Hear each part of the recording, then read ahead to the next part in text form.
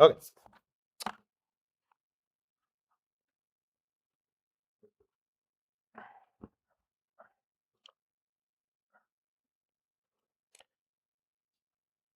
Um, so we have to start by calculating those external loads.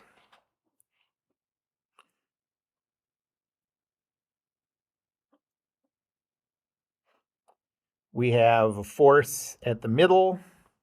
I'll call that RA. That's a pin joint, so it's a full force vector. Um,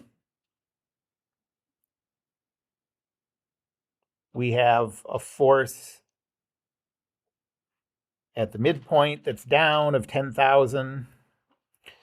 This is a frictionless contact at the right end, so that's perpendicular to the surface toward the body. I'll call that RB. And that is everything.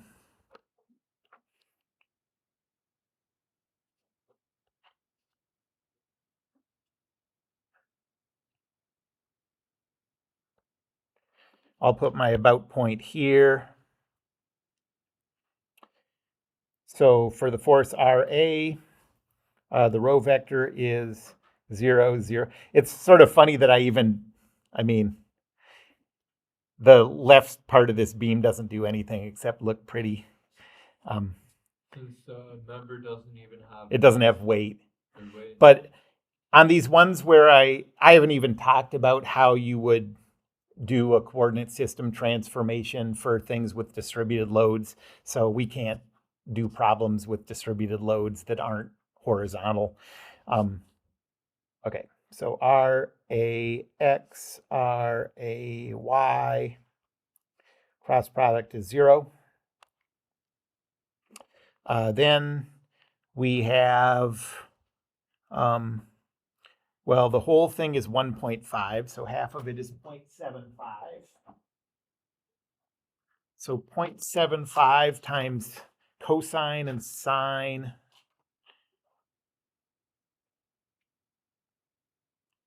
of negative 35.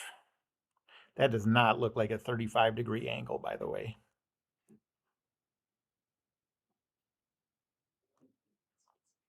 Very shallow 35 degrees. Yeah.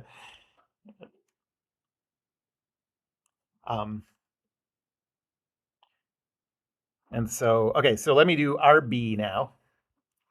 And that is going to be, the row vector is 0.614, negative 0.430. Force is 0 RB. Cross product is 0.614 RB. And the reason I did that one first is because that 10,000 is at the midpoint between this, where this row vector is 0 and where this row vector is this thing. So now I can just divide that by 2, average 0 and this one to get the row vector for the third one for the 10,000. So that is 0.307, negative 0.215.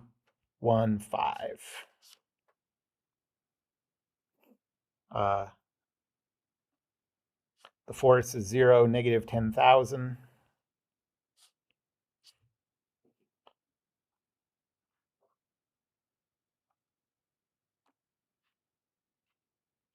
And so that is negative 3071.82.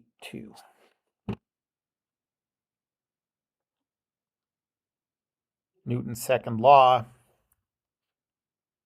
So RAX, RAY plus 0 RB plus 0, negative 10,000 is zeros. And then the moment equation says 0.614 RB is equal to 3071.82.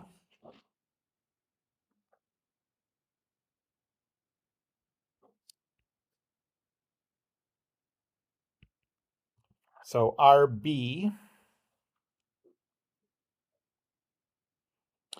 is 5,000. I'm sure this is round off error. It's just 5,000.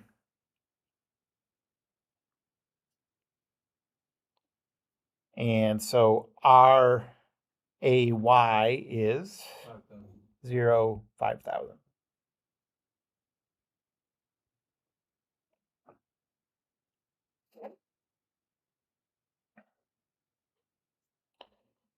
All right, so now we're going to go from, right now we have our values in a coordinate system like this. And we want to go to a coordinate system like this. And so in order to rotate from the left to the right, you have to rotate clockwise 35 degrees. Clockwise is negative. And so the rotation matrix is cosine of negative 35, sine of negative 35, negative sine of negative 35, cosine of negative 35.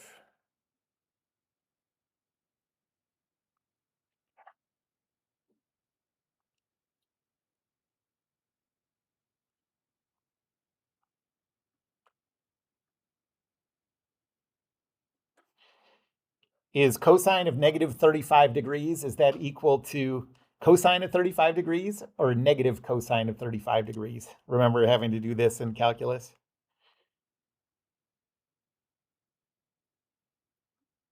Or in whatever?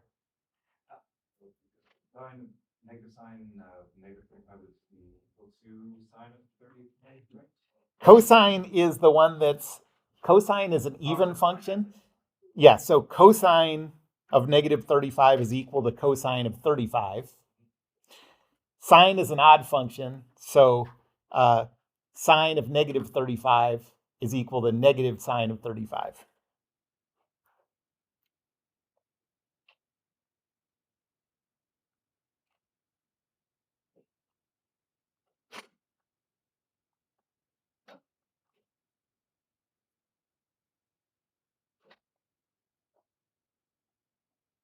Oh, whoops.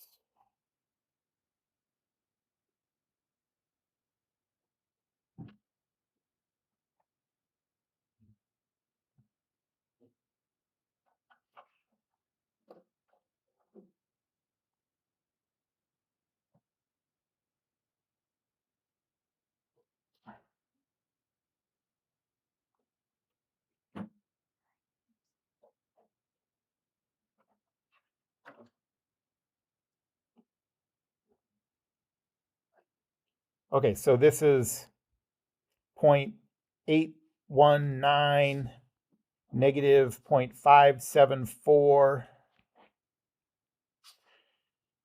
positive 0.574, 0.819. So that's our Q. And now we have to do these force vectors one by one. So Q times RA is 0.5,000.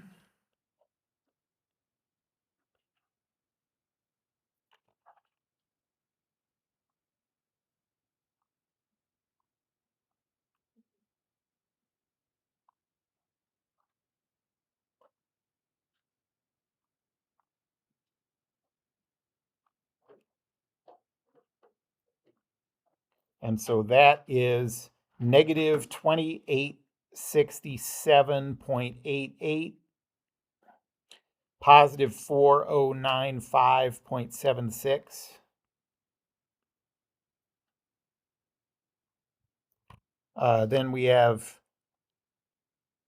this matrix times 0, negative 10,000.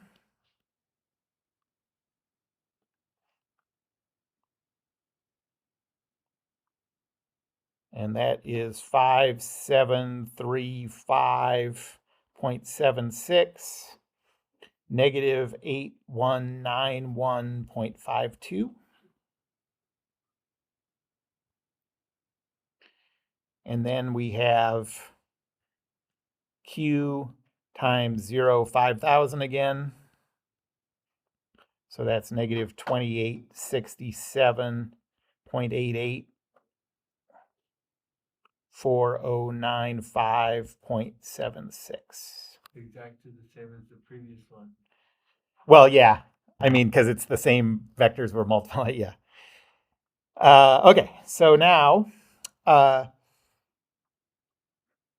we have this all expressed in a coordinate system like this, which means we can just think of it now as horizontal.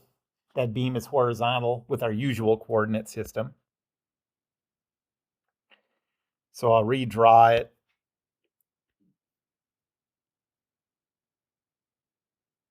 Like this.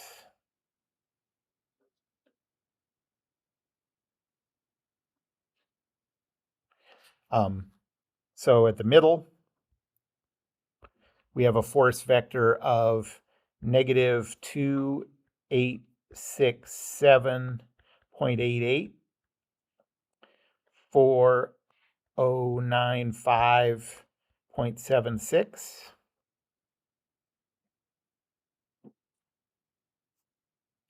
At the midpoint here, we have 5735.76, negative 8191.52. And then at the end, negative 2867.88, 4095.76. Okay, how many cuts do we need for this? Are we starting at the very end of the? Yeah, that's a good question. So, I mean, the way that I usually talk about it says that we need 1, 2, 3 cuts.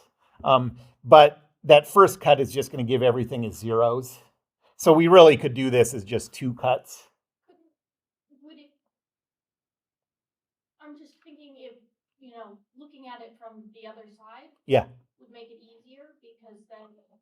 I would not I recommend. don't think so. There are definitely times where that would make it easier, but I would not recommend doing that because it. Of course, on the very end. Well, I was going to say just because the amount of practice you get moving in each direction there is half as much. I would do it always the same way, and then you just build that much more muscle memory. Having it, redrawing. Oh, redrawing it.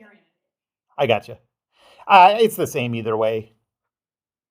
You need 2 cuts either way.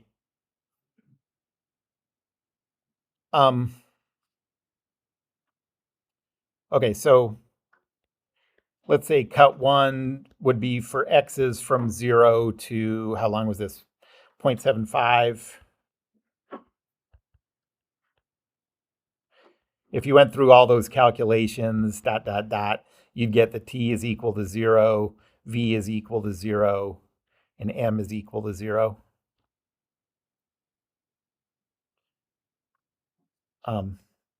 And then cut 2 is x's from 0.75 to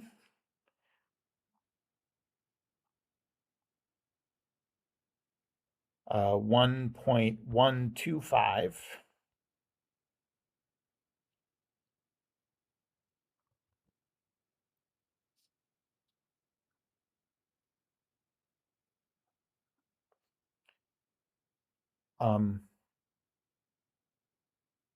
And so we have that force at the midpoint of negative 2867.88.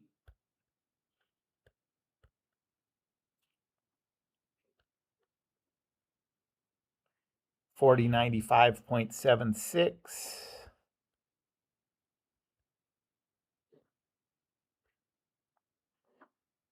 And then T, V, and M.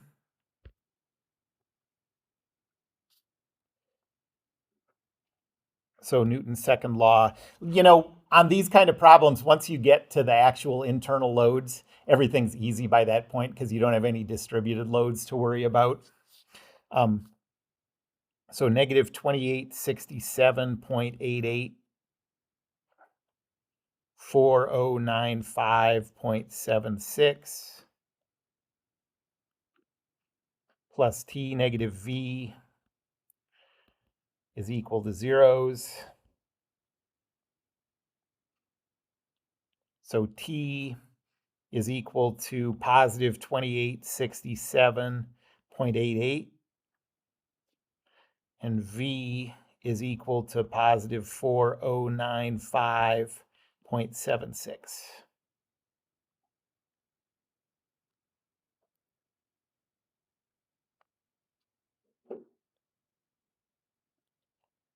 And then the moment equation, like always, I'm going to put my about point at the left end. And the only one of these force components that produces a moment is the vertical force. The horizontal force has a line of action that goes straight through that about point. So we have a moment arm of 0.75, a force magnitude of 4095.76. So would a positive 4095.76 make it rotate clockwise or counterclockwise? Counterclockwise, so it's positive. And then we have plus M minus Vx is equal to 0. So M is equal to Vx minus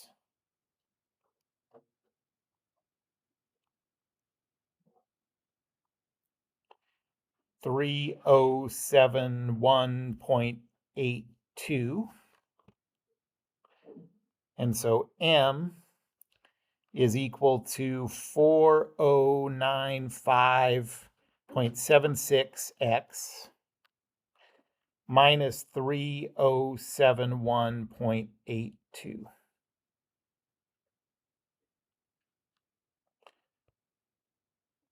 And these are valid for x's between 0.75 and 1.125.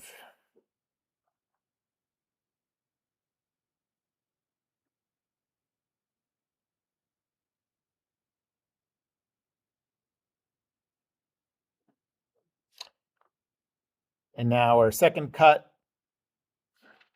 I guess I called the last one cut 2, so this is cut 3, is for x between 1.125 and 1.5.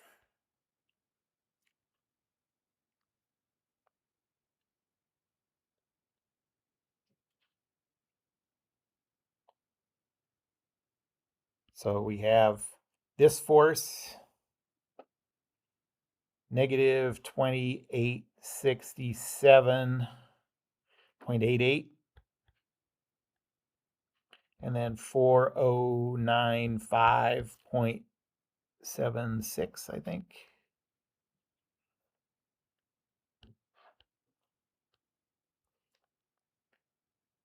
And then we have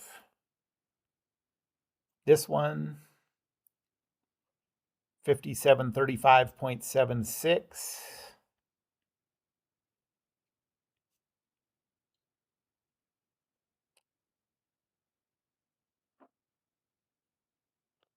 So for this cut, the x doesn't have to go like from 0 to 1.5? So remember that what that X tells you is where the right end is. The left end of the piece we're isolating always starts all the way at the left of the beam. You know?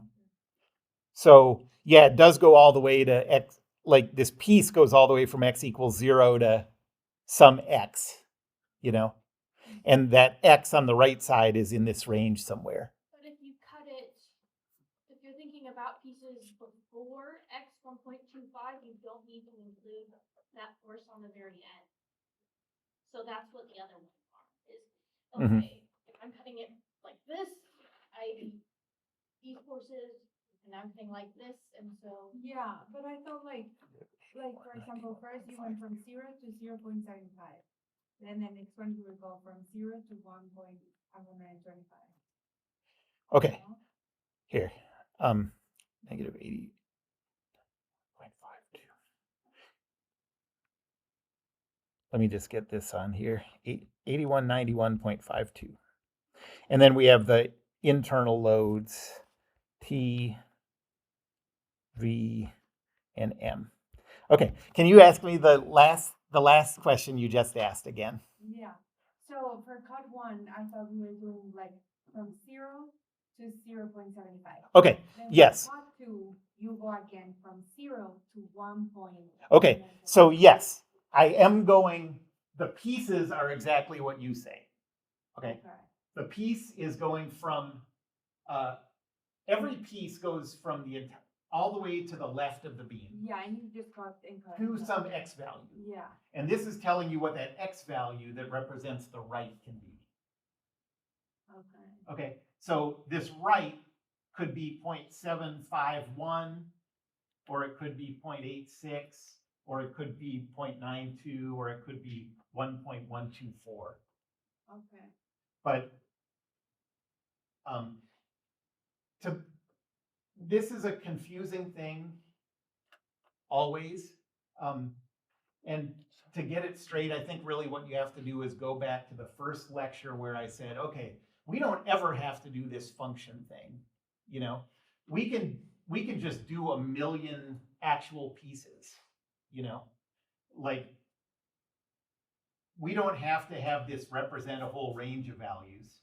We can do a free body diagram that goes from the left to just past this force, and then another, and do those calculations. Do another one that goes from the left to a little farther past, and we could do that 100 times, and then we could just connect the dots, you know.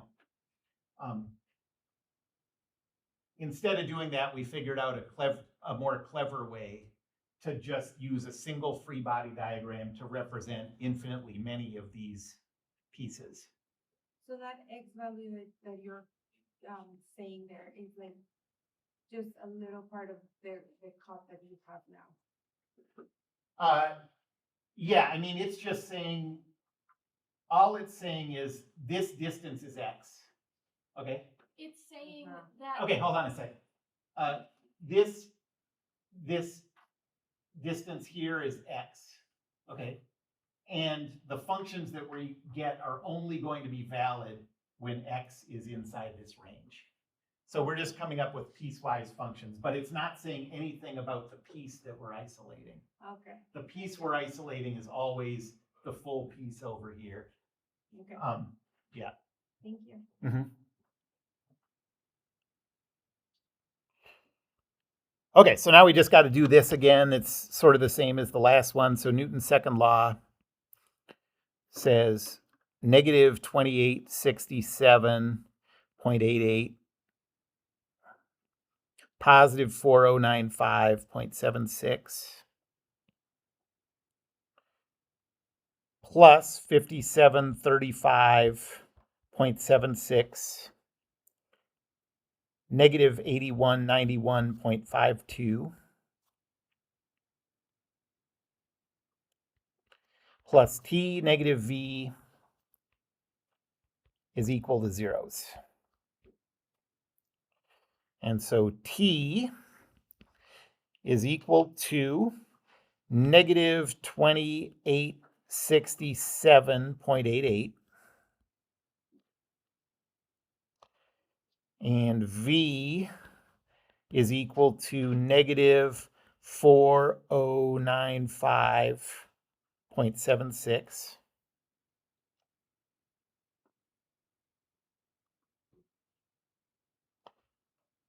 And now I'll do the moment equation.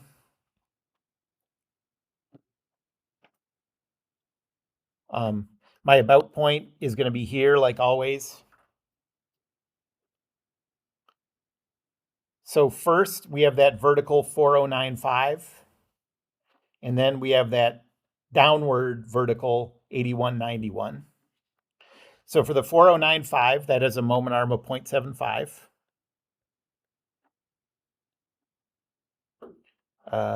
Times the magnitude of 4095.76. That's an upward force of 4095.76. So is that going to make it rotate clockwise or counterclockwise? Counter, so this is positive. And then we have the downward 8191. The moment arm for that is 1.125. The magnitude of the force is 8191.52. You don't have to include the negative sign? We're going to include the negative sign now because the thing is that these aren't vectors, remember, these are rotations, you know? So we have to be a little careful with how we think about those signs. So instead, I'm going to think about it. And remember also, if you ever get confused about it, you don't have to just be like, okay, I'm going to write out the full table and calculate the moments that way. This is just kind of a quicker way to do it, you know? But so the way I'm going to do it here is we have a magnitude of this force and we have this moment arm. And now I'm going to think about what direction this force, what direction of rotation it causes. This force is actually downward. So would a downward force here make it rotate clockwise or counterclockwise? Clockwise, right? And so that's a negative rotation. Okay, and we don't include the negative sign, so. No, if you're doing it this way, just think about absolute values of forces and then think about directions of rotations. Okay, because the thing is that sign isn't a direction of rotation, it's a direction of a vector, which is a different thing. That's why we ignore it there. Okay. And then plus m minus vx is equal to 0. So m is equal to vx. And then let me calculate those.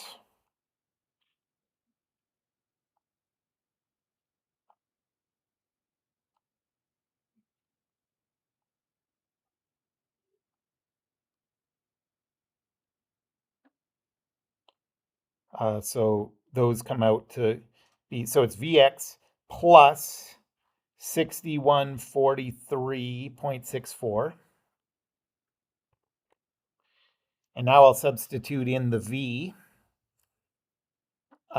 So moment is equal to negative 4095.76 x plus 6143.64.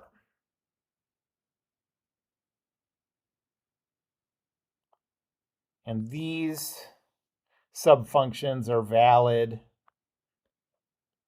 on the x interval from 1.125 to 1.5.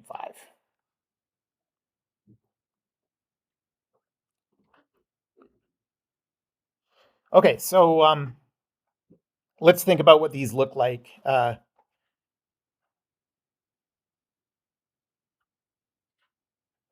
So first for the tension,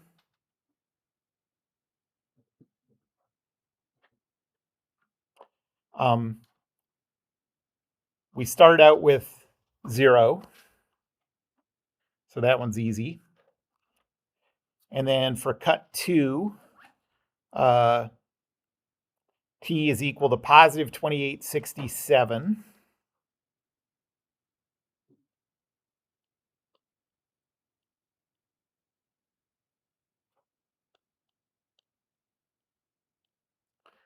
So now it's going to jump up to here.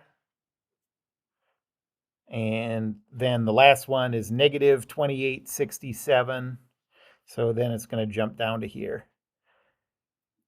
And so far, the math people are maybe a little uneasy about what we're going to do with this, but they're not upset yet.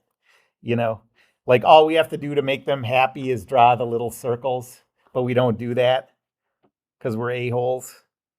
So we do that, and they run screaming. But that's what we do.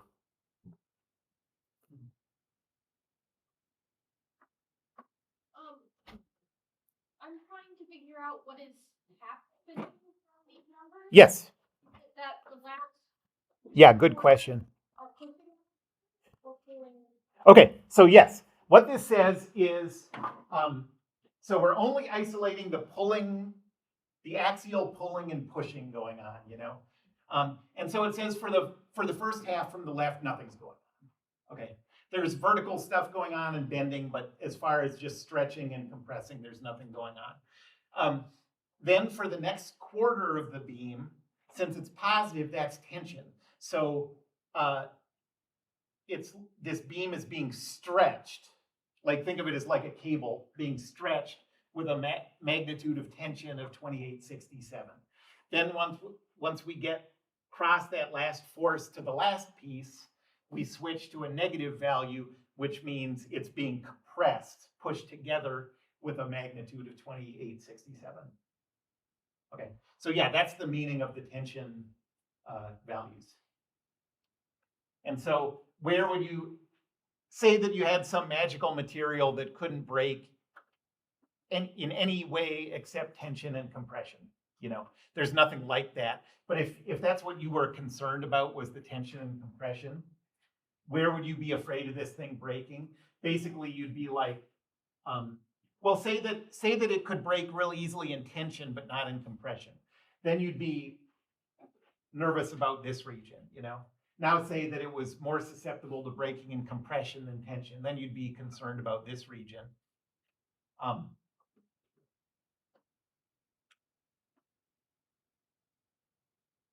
There are some materials that have different behaviors in tension and compression. So that's not a totally unrealistic thing to be worried about. Professor? Yeah. In real life, since there aren't really point forces, it's more like a very short distributed load. Yes. Would it not have those like vertical lines basically? Yes, those would be at an angle and possibly with some kind of curve or whatever. But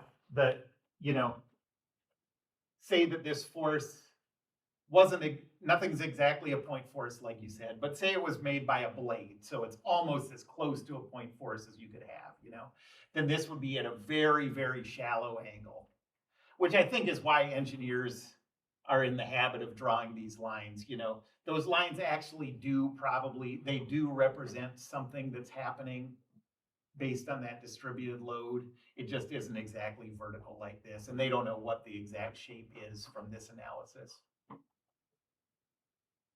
Okay. And if it was actually a linear distributed load that went all the way from here to here, this would just be a diagonal line going from those 2 points, you know.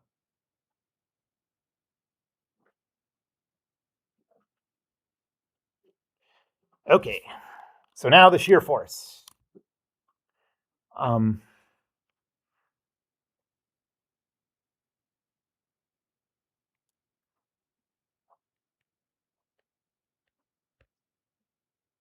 So here are the points.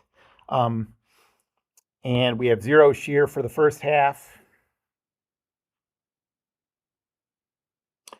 Then on cut 2, we have positive 4095. So this really looks the same. 4095, negative 4095.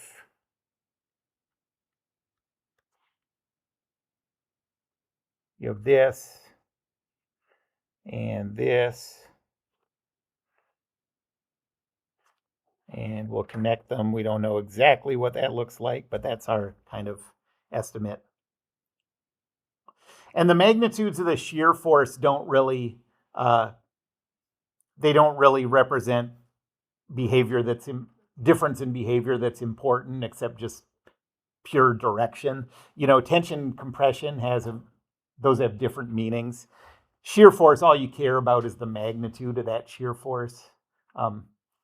And so if you're worried about this thing breaking due to shear force, you would just say, I'm concerned about the second half of the beam. I'm not concerned about the first half of the beam.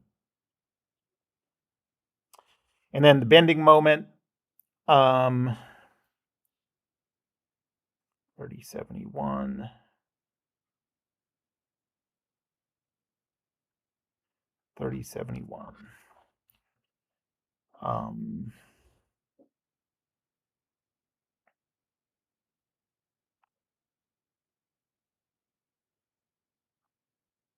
So we're going to go from negative 3071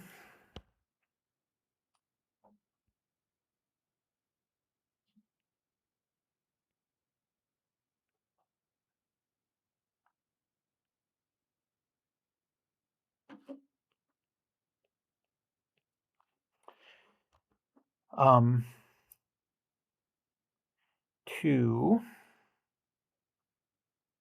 oh no, that's not right.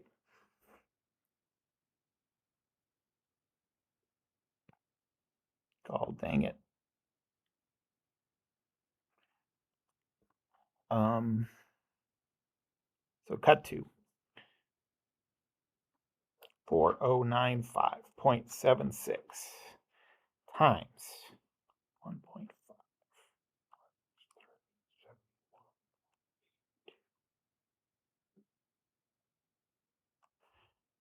So we're going to go from positive 3071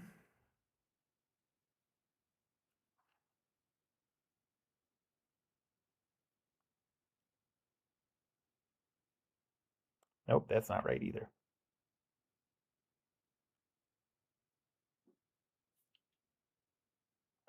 We're going to go from 0 to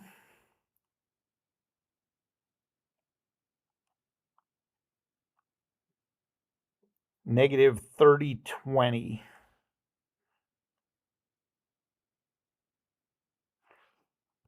So it's going to go from 0 to negative 3020 like this.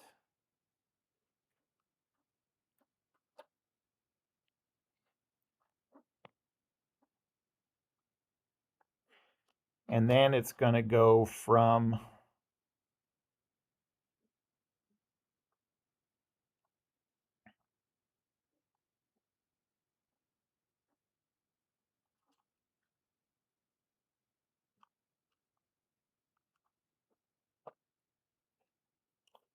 from 15.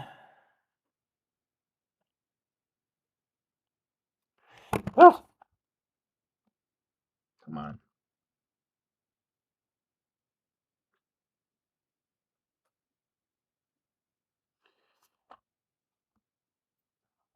Okay, then it's going to go from 1535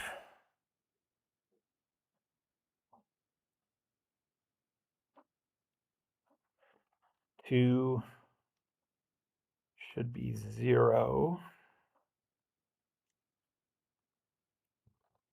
to 0. So here to here.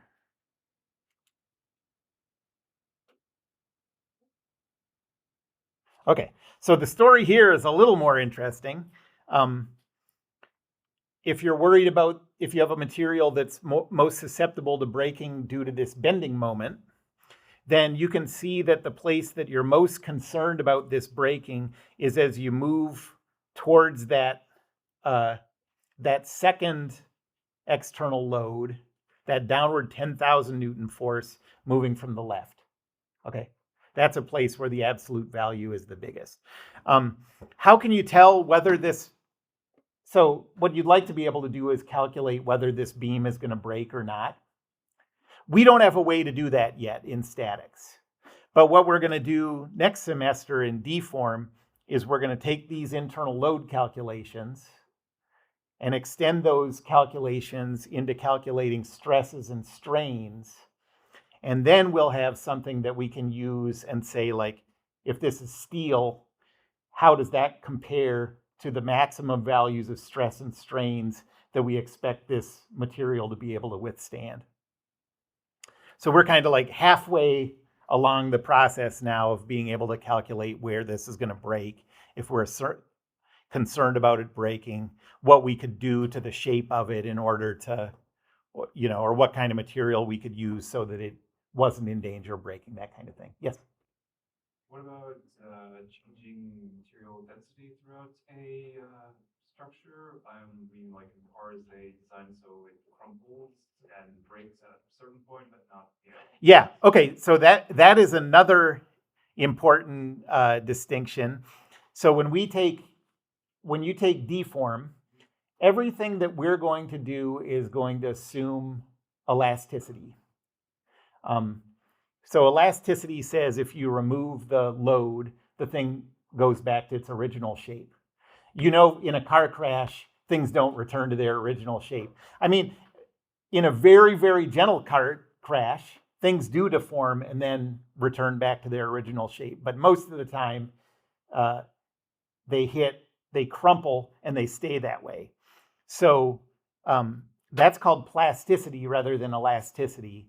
And that's a more advanced topic. And those of you who go into that kind of thing will take classes in that and whatever. But everything that we're doing here and everything that you'll do in deform is dealing with elasticity. So,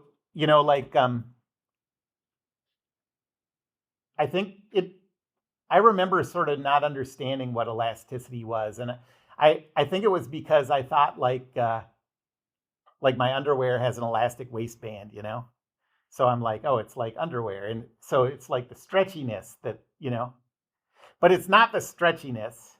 It's the fact that when you let go, it goes back to its original underwear shape, Like you could make underwear that had a waistband made out of Play-Doh and it would stretch, but it wouldn't be very useful because when you let go, it would still be long, Elasticity says remove the load, return to your original shape.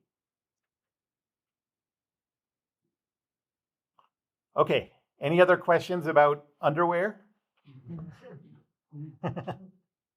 Would in the formal will be like will we account for changes in distributed loads with like the steel having a greater weight than wood or something? Well, yeah, we can account for that right now. I mean, like the distributed loads we use. I mean, so a bar of aluminum is lighter than a steel bar, and so you have a certain amount of weight, and then you can just figure out what that distributed load is. Work through an entire set of problems, and then after we calculated the internal loads, be able to quickly change between materials when it comes to the weight, or would that be? We could do that. I don't think I have any problems designed to think about it that way, but yes, we would be able to do that. Like you had a beam and then you calculated, assuming it was made out of steel, and then you just did the exact same thing, except you pretended it was made of wood. Yes. Yep. We could totally do that kind of analysis. I was wondering if it was like you have to do start to finish every time, or it was just like Well, you can just build variables into it, sort of like we do those structure problems where you have a driving parameter, like a force P or whatever, and then you calculate everything in terms of that force P. You could do something like that. So, okay, that's all. Goodbye.